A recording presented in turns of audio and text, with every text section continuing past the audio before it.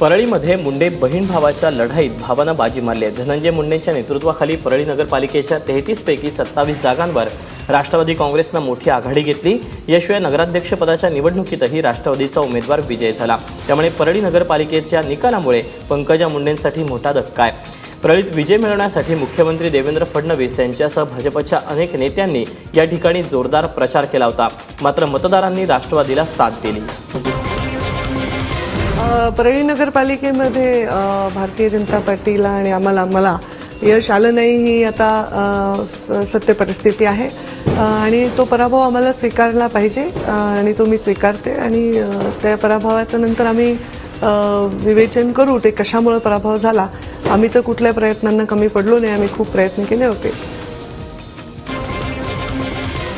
आमच्या पक्षाच्या ताब्यात नगरपालिका आल्यानंतर जो विकास कामं केली त्या विकास कामालाच या ठिकाणी त्यांनी मत दिलंय आणि कामाच्या माणसाच्या पाठीमागे आपण आपलं मत दिलं पाहिजे ती भावना या परळीच्या जनतेच्या मनात या निवडणुकीमध्ये दिसून आली। म्हणूनच जवळजवळ आमचा नगराध्यक्षपदाच्या उमेदवार या 7,000 मताच्या फरकाने विजयी झाला।